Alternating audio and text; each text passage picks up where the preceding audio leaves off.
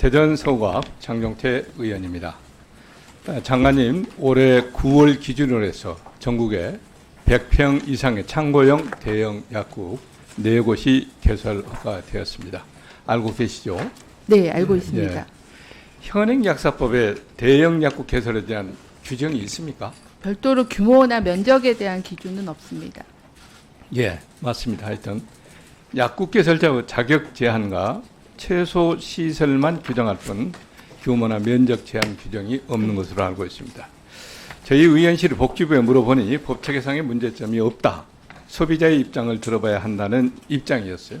이 입장이 네, 공식적인 입장입니까? 보건복지부의 공식적인 입장이십니까? 창고형 약국이 이제 시작 단계여서요. 의약품 유통에 어떤 영향을 미치는지 그런 질서 저해를 하는지 네. 하는 부분에 대해서는 모니터링과 평가가 필요합니다. 네, 알겠습니다. 네. 저도 국민의 입장에서 충분히 들어봐야 한다는 데는 전적으로 동의를 네, 하면서요. 그런데 장관님, 해외 사례를 보면은 본위원은 상당히 걱정이 큽니다. 저희 의원실이 입법조사 툴을 통해서 해외 사례를 좀 보았습니다. 미국의 경우에 전체 약국의 3분의 2가 대형 체인 약국이나 슈퍼마켓에 속하고 독립된 소규모 약국은 전체 처방전 매출액의 6%를 차지하고 있는 것으로 나왔습니다. 또 약국의 폐업 비율을 보니 10년 사이에 독립약국이죠. 38.9%가 문을 닫았다고 합니다. 특히 대도시가 아닌 지역의 독립약국 폐업이 집중되면서 약에 대한 적급성 불균형이 심해진 상황이라고 합니다. 오죽하면은 미국 내에서 공정위 역할을 하는 연방거래위원회에서 이것이 약국의 사막화라고까지 지적하면서 독립약국 보호 대책을 권고하고 있는 상황입니다. 우리도 비슷한 상황에 직면하지 않을까 생각이 됩니다. 지금 운영 중인 창고형 약국들은 코스트코 약국이라고 불리면서 장사가 꽤 잘 된다고 그래요. 아무 기저가 없다면 더 쉽게, 더 빠르게 대형 자본들이 진입을 하면서 약국들이 우후죽순으로 생겨나게 될 겁니다.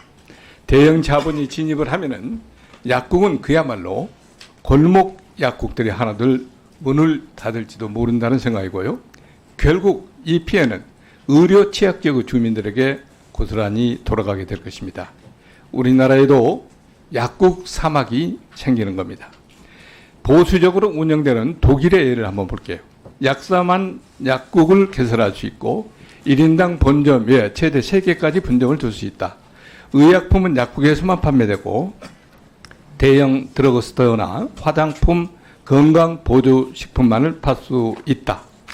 약사의 전문성을 강력하게 지키면서도 유통 질서를 지키고 있는 모양새입니다. 유통산업 발전法 아시죠? 네. 예, 나는 이 유통산업발전법이 많이 좀 참고가 됐으면 하는 마음인데요. 건전한 유통질서 확립을 위해서 이마트나 홈플러스 같은 대형마트가 지역의 소상공인들과 상생할 수 있는 내용을 담아낸 법안입니다. 이 내용을 근거로 협의를 통한 영업시간 제한이나 의무 휴업일 지정, 출점 제한 등의 조치를 법적으로 할 수 있는 겁니다. 제가 중기부 담당자와 담당과를 통해서 대기업과 소상공인의 상생정책 내역을 살펴보니까 대형마트의 골목상권 진출과 관련해 본 법안을 근거로 지역 소상공인들과 지역 소상공인들의 사업 영향이 많이 보호를 받고 있었습니다. 최초의 이 대형마트가 들어오기 시작할 때 소위 구멍가게라고 우리가 불렀던 동네 골목 이 전방들, 가게들은 거의 다 초토화되고 문을 닫았습니다. 그리고 현재 전통시장도 엄격하게 경쟁력이 떨어져서 어려움을 겪고 있습니다. 이러한 전철을 밟지 않도록 이 대형 창고 약국에 대해서도 특단의 대책이 필요하다고 생각을 합니다. 정책이라는 것은 항상 완벽할 수는 없지만 최소한도 우리 이재명 정부에서는 취약계층을 향해서 좀 더 상생할 수 있는 이런 정책을 지속적으로 발굴하고 우리가 펼쳐나가야 되지 않겠습니까? 그런 의미에서 창고형 대형 약국과 독립 약국이 함께 잘 살 수 있는 정책, 우리 보건복지부에서 앞장서 주십사는 말씀을 드리면서 장관님은 이 부분에 대해서 어떻게 생각하십니까? 네, 답변 드려도 될까요, 위원장님? 네. 네. 그 위원님 지적해 주신 우려에 대해서 저희도 공감하고 있습니다. 그래서 아직은 시작 단계이지만 이게 그 유통 질서에 또 전체적인 의약품 시장에 어떤 영향을 미칠지에 대해서 면밀하게 분석하고 대책을 마련하는 것은 필요합니다. 어떻게 이제 제도를 만들 건가에 대해서는 좀 더 그 의견 수렴과 조사와 또 외국 사례 등을 좀 검토해서 방안을 만들도록 하겠습니다. 좀 단기적으로는 그런 뭐 최고, 최대, 마트형 특가 이런 그 불필요하게 그러니까 소비자를 호도할 수 있는 그런 광고를 못하도록 하는 것 정도의 개정안을 만들어서 시행규칙을 개정하려고 준비하고 있고요. 이거보다도 아까 말씀하신 전체 유통 질서에 미치는 영향 또 약품에 대한 접근성을 유지할 수 있는 방안에 대해서는 제도 방안을 좀 검토하고 말씀드리겠습니다. 예, 우리 참고인으로 양동혁 경북대학병원장님 단상 앞으로 나와주시기 바랍니다.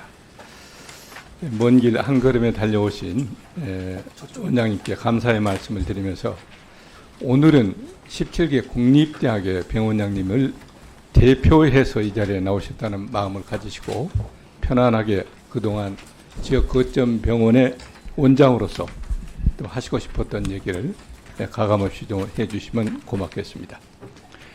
경북 지역의 인구 10만 명당 의사수가 전국 최하위라고 들었습니다. 이로 인해서 지역민들이 마음이 아파도 편히 기댈 곳이 없다는 그런 하소연들인데 권역 내 최고 의료기관의 수장으로서 이러한 상황을 어떻게 체감하고 계십니까? 예, 의원님 이쪽에 있습니다. 예. 의원님 말씀대로 대구 지역하고 다르게 경상북도는 말씀대로 인구당 의사수도 가장 지원 지역이고 거기에 따른 의료 인력에 대한 그 과도한 업무도 있고 또 새로운 인력을 충원하기에는 또 되게 굉장히 어려운 점도 있습니다. 그래서 그런 현장에서 어르신들이나 여러 의료를 이용해야 하실 분들이 타 지역이나 또 대구 지역에 오시는 것에 대해서 굉장히 좀 한편 안타깝기도 하고 또 책임감도 강하게 느끼고 있습니다. 예, 특히 지역에서 힘들게 양성한 의대 졸업생들마저 수도권으로 떠나는 그 현상이 심각하다고 들었는데요. 수도권을 향하는 가장 큰 이유가 무엇이 되겠습니까? 예, 그리고 말씀대로 인재 유출이 이 병원의 인력 수급에 구체적으로 어떤 어려움을 주고 있는지까지 말씀해 주시기 바랍니다. 예. 의원님 말씀대로 이제 전공의들이나 의과대학 지역이 학생 수가 66%입니다. 수도권에 1,000명 정도 되고 지역의 학생이 2,000명 정도 되는데 그 2,000명의 학생들이 지역의 전공의와 전문의와 교수로 성장하지 못하고 수도권에 유출되는 이유가 아마 수련 환경이라든가 미래 발전 가능성 또 정주 여건의 문제 이런 다양한 복합적인 이유 때문으로 알고 있습니다. 특히 또 이번 의료 사태와 관련해 가지고 전공의 모집이 수도권 대비가 지역은 10에서 20% 정도 차이 날 만큼 지역에서 인력을 뽑기가 어려운 상황입니다. 특히 거기에서 더해가지고 소아청소년과라든가 산부인과, 응급의학과 이런 경우는 더더욱 격차가 30-40% 정도 차이 날 만큼 어려움이 있습니다. 그래서 그런 부분을 좀 빨리 해결하기 위해서 저는 3가지 정도 말씀을 드리고 싶습니다. 첫 번째는 지금 의료 사태 때문에 이제 전공의들이 인턴이나 학생들이 복귀한 시점이 굉장히 다양한데 이 다양한 인력들이 계속 분산되어서 나왔을 때는 의료의 인력의 일정성이 없어지기 때문에 이 인력들이 어떻게든 빨리 전문의나 인턴이나 전공의 시험이 들어가고 의사 국가고시를 할 수 있도록 했으면 좋겠다. 두 번째는 전공의 비중이 아시다시피 인구는 50대 50인데 학생은 40대 60인데 이 전공의는 수도권이 60%고 지역이 40%이기 때문에 적어도 인구 대비에 5대5를 하거나 아니면 학생 비율에 맞춰서 전공의 배정이 되면 좋겠다. 마지막 세 번째는 교수 충원입니다. 결국은 좋은 전공의들을 뽑으려면은 우수한 교수들이 계속 역할을 해야 되는데 이 작년 저희들이 3년 사이에 우리 교수 인력의 10% 정도가 유출되었습니다. 그런데 그걸 우리가 메꾸기 위해 가지고 결국은 다른 지역에 있는 또 사립대 병원의 교수들이 오게 되고 그런 이동 때문에 서로 지역에는 서로 의료 인력량 때문에 경쟁을 하고 어려움이 있는데 이 부분이 해소될 수 있도록 교수 충원이 될 수 있도록 도와주면 고맙겠습니다. 예, 원장님 뭐 시간이 제약돼 가지고 좀 아쉽긴 한데요. 충분하게 못 들어서. 하여튼 정부가 지역 의사 부족 문제를 해결하겠다고 공공임상 교수제를 지금 시행하고 있습니다. 근데 현장에서는 잘 작동이 되지 않는 것 같습니다. 원장님 뭐 이러한 정책들이 왜 현장에서 예명을 받고 있는가, 또 어떤 점이 개선돼야 할 것인가에 대한 의견을 좀 말씀해 예, 주십시오. 아마 이것이 아직 한시적인 시범 사업이고 신분에 대한 불안정성이 많습니다. 그래서 그 의료계 안에서도 인지도가 낮은 상태이고 그런 부분을 개선하기 위한 노력도 필요하고 또 이미 보건복지부에서는 임상교수 지원 사업이나 파견 사업을 하고 있습니다. 그런 부분을 좀 더 잘 연계해가지고 그런 부분이 활성화될 수 있으면 좋겠다는 생각입니다. 예. 책임 의료기관의 또 다른 핵심 역할은 지역 병원들과의 협력 네트워크 구축입니다. 권역 책임 의료기관으로서 지역 병원과 상생 협력을 위한 어떠한 노력을 하고 계신지, 그리고 그 과정에서 가장 큰 장벽은 무엇인지 말씀해 주십시오. 예, 저희들이 지역에서 굉장히 많은 네트워크 사업을 합니다. 보건복지부에서 하고 있는 소아청소년 암 진료체계 구축 사업이나 모자의료 진료협력 시범 사업, 그 외 지역 응급 네트워크 사업 등등 한 20가지 이상의 네트워크 사업을 하고 있고, 연구와 관련해서도 개방형 연구 플랫폼 개발이라든가 그 사업, 그리고 지역 중심의 데이터 거점 의료기관 사업 같은 이런 사업을 지역 의료기관들과 그리고 정부하고 보건복지부하고 그다음에 대구시 경상북도 지자체와 연계해서 합니다. 근데 거기서 가장 어려운 거는 역시 의원님 말씀대로 이게 결국은 인력과 그리고 시설 장비 예산입니다. 인력은 좋은 의사와 교수뿐만 아니라 연구원들도 굉장히 수도권과 비수도권의 차이가 굉장합니다. 거기에 따른 시설 장비 그리고 예산도 굉장히 중요한 역할을 하기 때문에 그런 부분을 잘 챙겨주면 좋겠습니다. 예, 알겠습니다. 결국 개별 병원의 노력만으로 한계가 있고 정부 차원의 제도적, 재정적 뒷받침이 없이는 지속 가능한 협력 모델 만들기가 어렵다고 이해가 됩니다. 경북대학병원이 책임 의료기관의 역할을 제대로 수행하기 위해서 어떠한 지원을 공식적으로 중앙정부에 요청을 하셨고 또 그에 대한 답변은 무엇이었는지 가급적이면 압축해서 좀 예, 저희들이 그 교육부와 보건복지부와 관련해서 지역 필수 공공의료 강화 사업을 위해서 이미 협의체도 만들었고 거기에 대해서 계속 논의를 하고 있습니다. 아직은 거기에 대한 가시적인 성과가 부족한 상태입니다. 사실 이제 재정적인 지원 부분은 굉장히 지역에 노후된 지역 거점 책임 병원들이 새로운 신축 사업이라든가 굉장한 그런 부분이 영역이 큰데 그 부분에 대한 부분도 지원이 좀 아쉬운 점이 있고 또 지역의 암 환자들 유출이 굉장히 제일 큰 부분입니다. 대부분 나머지는 한 90%가 지역에서 책임을 질 수 있는데 암 환자 같은 경우는 지역에서 낮은 데는 20, 30%밖에 안 되고 좀 많은데 저희들 지역 같아도 77%만 지역 책임을 할 수 있으니까 그런 부분을 할 수 있는 최첨단 치료 장비라든가 이런 걸 할 수 있도록 좀 도와주면 좋겠다는 말씀을 드리고 있습니다. 예, 예. 병원장님, 시간 관계상 여기서 마쳐야 될 것 같은데 솔직한 답변 감사의 말씀을 드리고요. 그동안 수고 많이 하셨는데 앞으로 지속적인 그 노력을 좀 당부의 말씀을 올리겠습니다. 수고하셨습니다. 예, 감사합니다. 장관님께 이제 마지막으로 종합적인 말씀을 좀 한번 듣고 싶은데 지역의료 붕괴는 국가적 재난 상황이나 마찬가지입니다. 현장의 사태에만 기대될 것이 아니라 정부가 책임 있는 자세로 제도적, 재정적 토대를 마련해 주어야 합니다. 이에 대한 장관님의 종합적인 답변을 좀 부탁드리겠습니다. 네, 위원장님 답변 네. 드리겠습니다. 경북대 병원장님께서 말씀 주신 인력에 대한 부분들 세 가지 제언해 주신 거 저희 충분히 검토하겠습니다. 그리고 종립대 병원에 대한 중장기적인 그런 육성 방안에 대해서도 말씀 주신 병원 신축이나 최첨단 장비 도입 부분들도 포함해서 검토를 열심히 하도록 하겠습니다. 지역 의료에 대해서는 이제 저희 정부도 핵심 과제를 가지고 있어서 지역 의료 지역 필수 의료법 통과가 되면 좀 특별 회계도 확보하고 또 국립대병원을 중심으로 한 지역별 네트워크나 이런 부분들을 좀 더 체계적으로 계획을 세워서 추진하도록 하겠습니다. 대한민국이 좀 부끄럽지만 세계 최저출산국으로 네. 많이 정부에서는 다양한 노력을 하고 있음에도 불구하고 그게 개선되지 않고 있습니다. 그래서 정작 우리가 그것을 벗어나기 위해서 아이들이 안전하게 태어날 수 있는 그런 환경들을 조성해 나가는데 얼마나 우리가 노력하고 있느냐, 이런 것을 오늘 한번 같이 짚어보려고 합니다.